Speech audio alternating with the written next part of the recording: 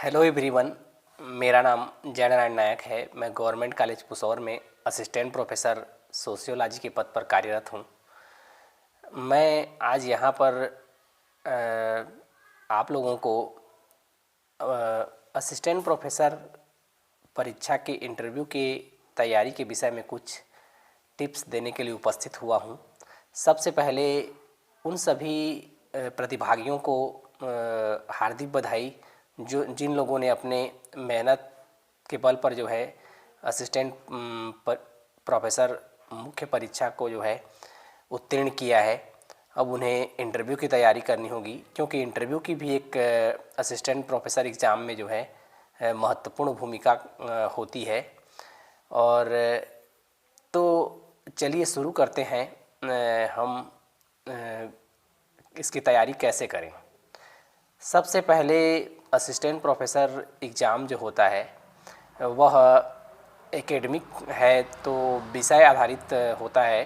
तो इसमें जो है संभवतः जो है जो ज़्यादा क्वेश्चन होने की संभावना होती है वह अपने विषय से संबंधित होते हैं, क्योंकि वहाँ पर जो है प्रत्येक बोर्ड के प्रत्येक पैनल में जो है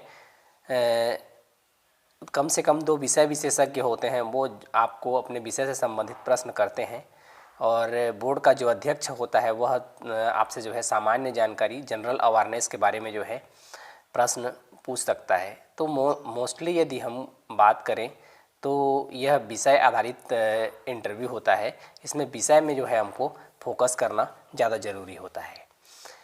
और एक चीज़ मैं बताना चाहूँगा, किसी भी इंटरव्यू के लिए हमारी मानसिकता इस तरीके की नहीं होनी चाहिए कि हमें जो है सारे प्रश्नों के उत्तर देने हैं। क्लियर कट हमारा ये जवाब होना चाहिए।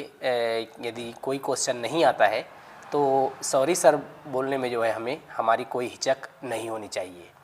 तो सबसे पहले यदि जनरल तैयारी की बात करूं तो यदि जैसे ही आप किसी इंटरव्यू बोर्ड में जो है जाते हैं, वैसे ही आपके का व्यक्तिगत विवरण उन लोग के पास तो रहता है ही पहले से ही।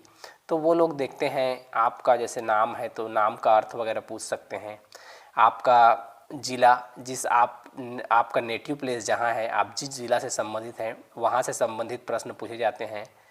ये उस ज़िला से संबंधित प्रसिद्ध पर्यटन स्थल, उस ज़िला से संबंधित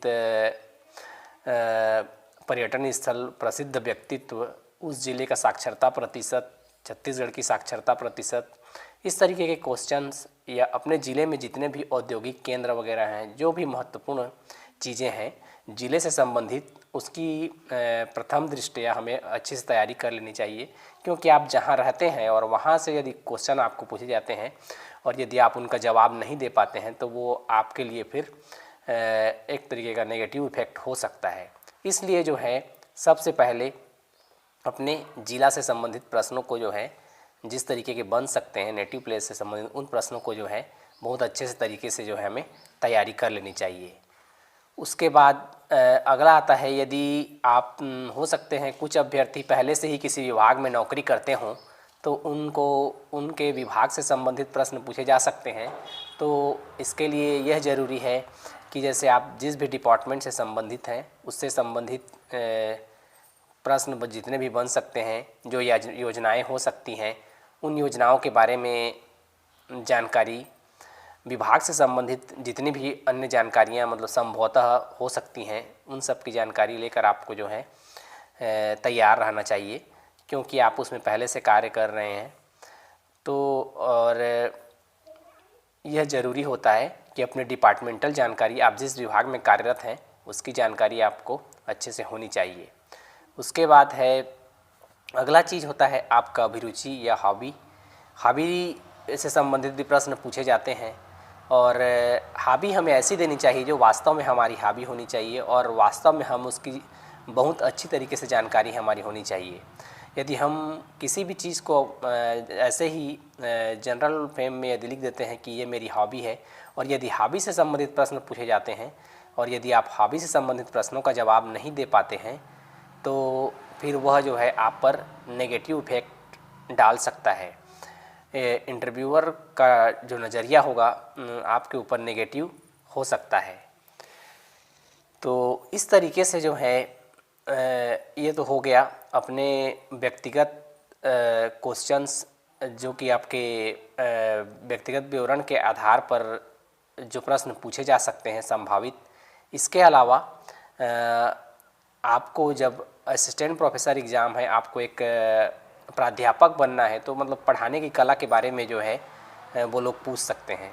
तो यदि आप सब्जेक्ट की बात करें तो सब्जेक्ट में जो है वो आपको किसी भी टॉपिक को पढ़ाने के लिए बोल सकते हैं, या अपने मन से, या फिर आप को बोल सकते हैं कि आपका कोई भी पसंदीदा टॉपिक है तो उसको जो है एक बार वहाँ पर जो है ब्लैक बोर्ड और डस्टर चाक वगैरह उपस्थित रहता है, उसमें जो है वो पढ़ाने के लिए बोल सकते हैं।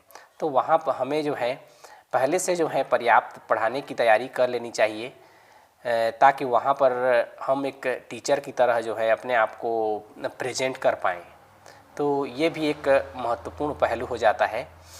इसके अलावा जैसे अपने विषय की बात करें तो हर विषय का अपना अपना अलग अलग होता है। तो विषय में जो है विषय से संबंधित जो कॉन्सेप्ट होते हैं उन कॉन्सेप्ट के बारे में हमारी अच्छी जानकारी होनी चाहिए, और उन कॉन्सेप्ट के बारे में जानकारी हमारी अच्छी होनी चाहिए और उनका जवाब हम में जो है अच्छे देने की क्षमता होनी चाहिए।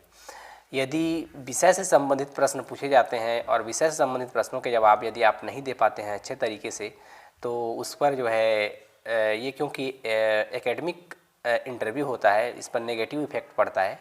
और ओवरऑल यदि मैं बात करूं तो हमें सबसे ज़्यादा फोकस जो है अपने विषय पर ही करना चाहिए, क्योंकि 70% से ज़्यादा जो क्वेश्चन होने वाले होंगे हमारे इंटरव्यू के वो जो है हमारे विषय से संबंधित ही होंगे। तो मैं आप लोगों से ये कहना चाहूँगा कि अपने विषय की तैयारी को बहुत अच्छे तरीके से करें, और उसके बाद जो है इन जनरल जो तैयारी करनी है जैसे है ना, वो तो तैयारी जैसे कि मैं बताया अपने नेटिव प्लेस का, अपने विभाग का, या अपने हॉबी से संबंधित जानकारियों को अच्छे तरीके से जो है तैयारी कर लिए रहें। और जो इंटरव्यू या साक्षात्कार होता है इसमें अंक जो हैं इस आधार पर निर्धारित नहीं होते हैं कि आपने कितने प्रश्नों का जवाब दिया।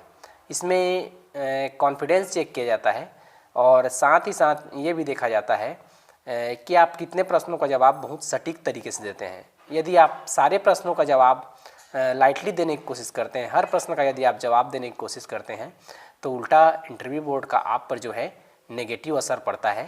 तो इस तरीके की चीज़ करने से आप बिल्कुल बचें। जो जवाब आता है उसके जो जवाब अच्छे से आता है उसके जवाब अच्छे तरीके से दें, और जो नहीं आता है उसको बेझिझक जो है सॉरी बोलें। यदि आपको लगता है कि मेरे द्वारा बताई गई जानकारी किसी के आप लोगों के लिए उपयोगी है, यदि आप मेरे द्वारा बताई गई जानकारी आपको अच्छी लगी हो तो, और ये जानकारी किसी दूसरे के काम आ सकती है, तो इसे दूसरे तक पहुंचाएं, ताकि जो है ज़्यादा से ज़्यादा लोग जो है इसका लाभ ले सकें।